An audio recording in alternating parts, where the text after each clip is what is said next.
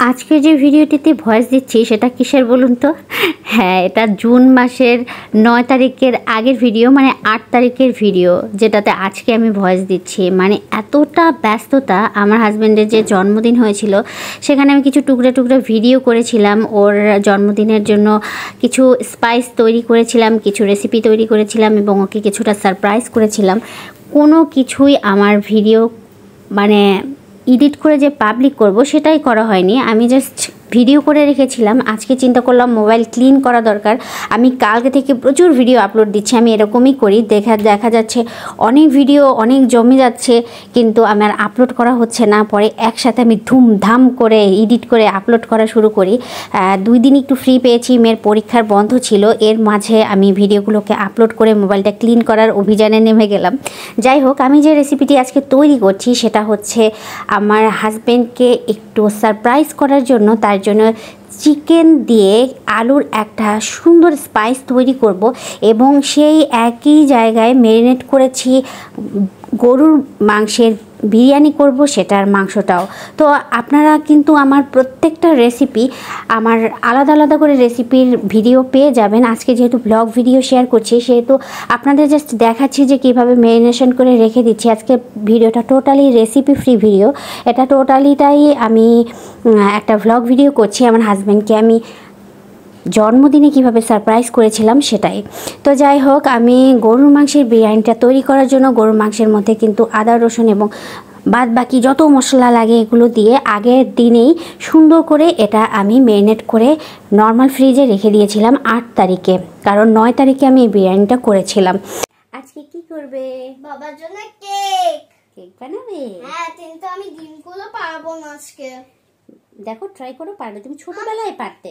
না না। আচ্ছা আচ্ছা, তোমার ওখান থেকে ওই যে কুকিং অ্যাপ্রনটা নামাও, কুকিং অ্যাপ্রনটা নামাও, নাহলে তোমার সুন্দর ড্রেসটা তো নোংরা হয়ে যাবে। আসো। আমি তুমি কি কেক বানাবে বলো তো?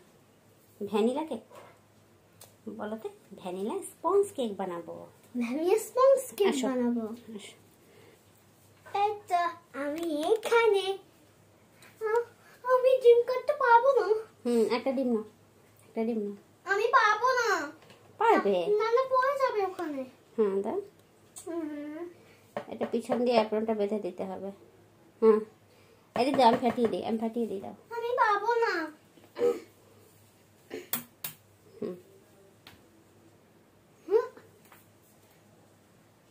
কি রে? দাও, করো। কি ছোটবেলায় কি সুন্দর করে পারতো, আর এখন কি রকম করে দেখি। সরো, তুমি ছোটবেলায় আমি তোমার 3 বছর বয়সের ভিডিও দেখাবো, তুমি কি সুন্দর করে ডিম ইয়া করতে। মা, কিন্তু তো ডিমই কুসুম হয়ে গেছে। মা, বোকা, তুমি বোকা হয়ে গেছো, তুমি কিচ্ছু পারো না। কেন আমি বোকা হয়ে গেছি? তো বোকাই তো হয়ে গেছো তুমি। যখন তোমার 3 বছর বয়স ছিল তখন তুমি কি করতে জানো? কি করতে তখন তুমি? আমি একটা ডিম ফাটিয়ে ফেলতে, কি সুন্দর করে ফাটিয়ে ফেলতে দেখি। এই দেখো কিভাবে ফাটায়, একটু দেখছো কিভাবে ফাটিয়েছি, দেখেছো? আমি তো এগুলো শিখাতে পারি না। মানে এখন কি করতে হবে জানো? এই কুসুমগুলো উঠিয়ে ফেলতে হবে। কুসুম ভাঙানো যাবে না, কুসুম এরকম। আমি আর একটা শোনো, এখানে কয়টা ডিম আছে জানো? 3টা ডিমের সাদা অংশ আর 2টা ডিমের কুসুম। এই কুসুম 2টা উঠায় রাখি, আর একটা ডিমের সাদা অংশ আছে। তো আমি বাসায় কেক বানাচ্ছি এই কারণে, আমার হাজব্যান্ড হচ্ছে ক্রিম কেকটা খেতে একদম পছন্দ করে না, আর বাইরের ক্রিম কেক তো খুবই আনহেলদি হয়। আর আমরা দুজনে যেহেতু একটু ডায়েটে আছি সেহেতু বাসায় একটা নর্মাল কেক বানানোর চেষ্টা করছি। ইচ্ছা করলে পেস্ট্রি কেক বানাতে পারতাম, কিন্তু সত্যি কথা বলতে আমার হাজব্যান্ড ক্রিম কেক একদমই অ্যাভয়েড করে চলে, আমিও অ্যাভয়েড করে চলি। তো ক্রিম কেকটা দেখা যায় বাবুর জন্মদিনেই আনা হয়। আমার বাবুটাও বেশি একটা ক্রিম কেক খেতে চায় না, দেখা যাচ্ছে প্লেন কেক খেলে ও বেশি খুশি হয়। আর ক্রিম কেকটা জাস্ট জাস্ট দেখতেই পছন্দ করে, খেতে চায় না, একদমই খেতে চায় না। তো ওভারঅল চিন্তা করে দেখলাম যে ডিমের ফোম তৈরি করে একটা স্পঞ্জ কেক তৈরি করি, একদম নর্মাল, যেহেতু আমাদের এখন বয়স হয়ে গিয়েছে, এখন তো এত পেস্ট্রি কেক দিয়ে হাবিজাবি করে সারপ্রাইজ করার কোনো দরকার নেই, জাস্ট একটা কেক বানালেই হলো। তো যাই হোক, প্রথমে কিন্তু বিটার দিয়ে বিট করে করে খুব সুন্দর করে ডিমের ফোমটা তৈরি করে দেখতেই পাচ্ছেন। তারপরে আমি আবার ডিমের কুসুম দিলাম, এবং অবশ্যই ময়দাটা ফ্রেশ নেওয়ার চেষ্টা করবেন। ময়দার উপর ডিপেন্ড করে কিন্তু আপনার কেকটা কতখানি ভালো হবে। আপনার কেকটা কতখানি ভালো হবে সেটা শুধুমাত্র একটা ফ্রেশ ময়দার উপরে ডিপেন্ড করে। আর সাথে কিন্তু কিছুটা কর্নফ্লাওয়ার এবং বেকিং পাউডার দিয়ে দিলাম। আর আগেই বলেছি আজকে কিন্তু কোনো রেসিপি শেয়ার করছি না, জাস্ট আমাদের আনন্দটা শেয়ার করছি যে আমি আর আমার হাজব্যান্ডের যে জন্মদিন, আমি আর আমার মেয়ে মিলে যে মজাটা করেছি সেটাই আপনাদের সাথে শেয়ার করছি। আর বাচ্চারা যে এত দুষ্টামি করে দেখুন, আমার পুরা সত্যানাশ করে দিয়েছে আমার বাচ্চাটা। এই পুরো ডিমের ফোমটা এত সুন্দর করে বানালাম, সে কেকের মধ্যে বিটার দিয়ে ধুলা উড়ায়া একদম অবস্থা খারাপ করে নিয়েছে। এই পর্যায়ে কিন্তু খুব আলতো আলতোভাবে মেলানোর কথা ছিল ময়দাটা ডিমের ফোমের সাথে, তা আমার মেয়ে একদম সত্যানাশ করে দিয়েছে। আর আমরা একটু ফ্রুট কেকের মতো বানাবো। তো ফ্রুট কেকের বলতে আমরা জাস্ট একটু কিশমিশ এবং এটাকে কি বলে, জাস্ট কিছুটা কিশমিশ এবং বাদামি ইউজ করেছি, আর কোনো টুটি ফুটি আমার বাসায় ছিল না। তো এটা কিন্তু খুব আলতোভাবে মেশালে আরও সুন্দর থাকতো কেকের ব্যাটারটা। আমার মেয়ে একদম অবস্থা খারাপ করে দিয়েছে। যাই হোক, তারপরে আমরা একটা কেকের মোল্ড বলতে পারেন, কিংবা এখানে বলতে পারেন যে কোনো মোল্ড আপনারা কেকের শেপে নিতে পারেন। তার মধ্যে আবার কিছুটা বাদাম কুচি এবং কিশমিশ ছড়িয়ে দিয়ে জাস্ট এই যে মিশ্রণটা তৈরি করেছি এটাকে খুব সুন্দরভাবে মোল্ডের মধ্যে বসিয়ে দিতে হবে। আমি তো কেকটা বসিয়ে দিলাম, এবং আমার গ্যাসের আজকে 12টা বাজবে, কারণ এটা আধা ঘন্টা 20 মিনিট 30 মিনিট লেগে যায়। তো এরা মুভি দেখছিল আর আমি ওপাশে বসে চুপে চুপে কেক বানাচ্ছিলাম। আমার হাজব্যান্ড একদম টোটালি সারপ্রাইজ ছিল ওই দিন। তো যেহেতু ঈদের সিজন ছিল, ঈদের পরপরই আমার হাজব্যান্ডের বার্থডে, তো বাসায় ছিল এবং বসে বসে মুভি দেখছিল ওরা। এদিক দিয়ে আমি ওই যে চিকেন ফ্রাই যে একটা বলেছিলাম, চিকেন ফ্রাইয়ের মতো যে একটা মাংস করেছিলাম, এটাকে আমি আলু দিয়ে খুব সুন্দর করে তেলে ভেজে নিব। এজন্য আলুগুলোকে ঠিক এভাবে গোল গোল করে পাতলা করে কেটে নিতে হবে, এবং এই জিনিসটা খেতে কিন্তু সুস্বাদু হয়েছিল, প্রচণ্ড লেভেলের। তো আপনারা যারা বাসা বসে এখনও আলু দিয়ে চিকেনের এই রেসিপিটা খাননি, তাদের জন্য বলবো চিকেন ফ্রাইয়ের মতো চিকেনটাকে সুন্দর করে ম্যারিনেশন করে রেখে দিবেন, সাথে কিন্তু অবশ্যই একটা ডিমের কুসুম দেওয়ার চেষ্টা করবেন। এবং এই যে আলুগুলো এরকম স্লাইস স্লাইস করে কেটে একটা টুথপিকের সাহায্যে এরকম গেঁথে গেঁথে দিবেন, দেখতে যেমন সুন্দর হয়, মাই গড খেতে এত মজা ছিল। এবং এই জিনিসটা কিন্তু ম্যাক্সিমাম টাইম আমার হাজব্যান্ডকে আমি খুশি করার জন্য তৈরি করে থাকি, এবং ও অনেক বেশি খেয়ে মজা পায় এই জিনিসটা। তো যাই হোক, যেহেতু তার বার্থডে, তার সারপ্রাইজের জন্য সব কিছু প্ল্যানিং চলতেছিল। তো এটা কিন্তু মুচমুচি করে ডুবো তেলের মধ্যে ভেজে নিব, এবং টোটালটা আমি খুব চুপে চুপে করছিলাম। আমার মেয়ে অনেক কষ্টে সকাল থেকে মনের মধ্যে চেপে রেখেছে, সে বাবাকে একদম জানতে দেয়নি যে তার জন্মদিন। চুপি চুপি চুপি চুপি আমরা সব কিছু করছিলাম, এবং ওর বাবা এত পরিমাণ সারপ্রাইজ হয়েছিল। আসলে মানুষের সারপ্রাইজ করতে অনেক বেশি টাকার প্রয়োজন হয় না, জাস্ট একটু কষ্ট করলেই হয়, তাহলেই মানুষ আসলে সারপ্রাইজ হয়ে যায়। তো আমার সারা বছরে দেখা যায় আমার হাজব্যান্ডের জন্মদিনটাকে ঘিরে একটু সারপ্রাইজ করার প্ল্যান থাকে ডিফারেন্ট ওয়েতে। 8 তারিখ রাতে ঠিক 12টা বাজার আগের মুহূর্ত এটা হচ্ছে। কেকটা তখন নামিয়েছি এবং এতটা সফট হয়েছিল, ধরার সাথে সাথে নেমে যাচ্ছিল, এবং কেকটা অনেক বেশি ইয়ামি দেখাচ্ছিল। আর এদিক দিয়ে আমরা খুব সুন্দরভাবে এই চিকেন যে আলু আর চিকেনের যে চিপসটা সেটা সুন্দর করে ভেজে নিচ্ছিলাম।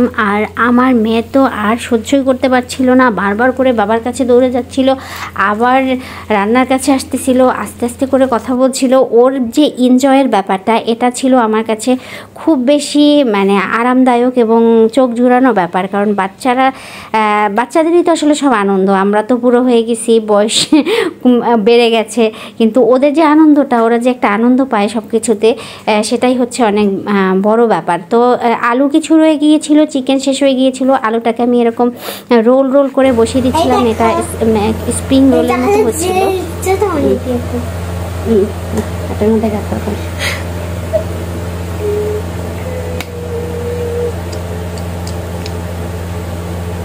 এখন কি পাপাকে সারপ্রাইজ দিতে যাবে? কয়টা বাজে দাঁড়া দেখিনি, দেখো তো কয়টা বাজে।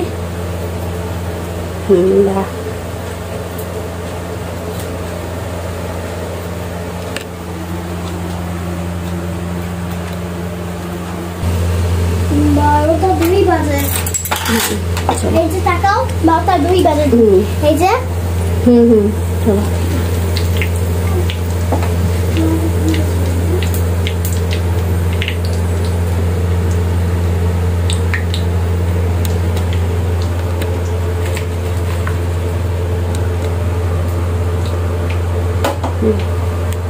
চলো আমরা কেক নিয়ে যাই। আস্তে সাবধানে ধরো, হ্যাঁ কাছে কিন্তু আস্তে আস্তে করে যাবো। হ্যাঁ 1 মিনিট আস্তে আস্তে আস্তে আস্তে। এখানে না, বাবাকে চলো হ্যাপি বার্থডে দাও। ও বাবা থ্যাংক ইউ। বাবা তোমার মনে আছে তোমার বার্থডে? বলো, বাবাকে জিজ্ঞেস করো। আমি তো ভুলে গিয়েছিলাম, আমি ভুলে গিয়েছিলাম বাবা। Thank you thank you thank you thank you thank you মা। একটা কিসি দিয়ে দাও বাবাকে, একটা কিসি দিয়ে দাও। আমি ভুলে গিয়েছিলাম। একটা কিসি দিয়ে দাও বাবাকে। কোথায় যাও? ও বাবা আরো সারপ্রাইজ। এটা হলো চিপস। হ্যাঁ থ্যাংক ইউ মা। এটা অনেক খুশি হয়েছে। আচ্ছা আমরা বিছানা বসে খাবো না। বিছানা বসে খাবো না, আমরা নিচে বসে খাবো। আচ্ছা ঠিক আছে। কিন্তু দুঃখের বিষয় টমেটো সসের কথা ভুলে গেলাম। রাখো। Happy birthday to you, happy birthday to you, happy birthday, happy birthday, happy birthday to you. Thank you. নাও কেমন হয়েছে কেক মা? মজা। তুমিও খাও। দাঁড়া আমি আর খাইয়ে দিচ্ছি। Thank you. কেমন হয়েছে দাদু বাবা? মজা হয়েছে? না তুমি তো পেস্ট্রি কেক পছন্দ করো না, এই জন্য ইচ্ছা করে পেস্ট্রি কেক আনি নাই। এগুলো ক্রিম যুক্ত জিনিস খাও না। Thank you.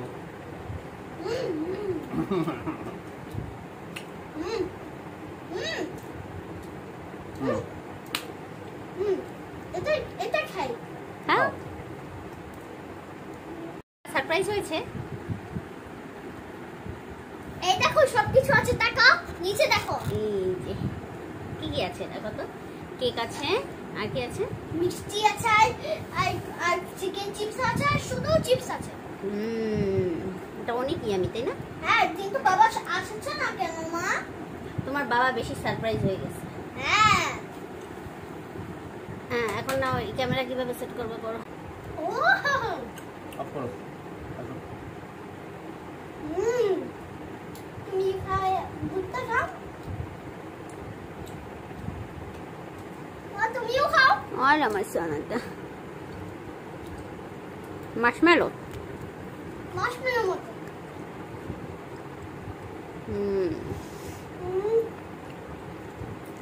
আচ্ছা চিপসগুলো গরম গরম খেয়ে ফেলো, মিষ্টি পরে খাও।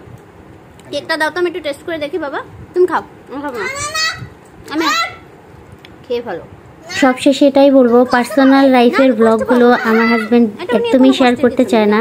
আমি জোর করে করে প্রত্যেক বছরের কিছুটা স্মৃতি রেখে দিই আমাদের ইউটিউব চ্যানেল রূপকথার অন্তহীন শৈশবে কিংবা আমার ফেসবুক পেজগুলোতে আমি শেয়ার করে থাকি। কিন্তু আসলে যখনই দেখা যাচ্ছে পার্সোনাল লাইফের কোনো ব্লগ ভিডিও শেয়ার করি তখনই আমাদের ফ্যামিলির মধ্যে দেখা যায় টুকটাক ঝগড়া লাগে।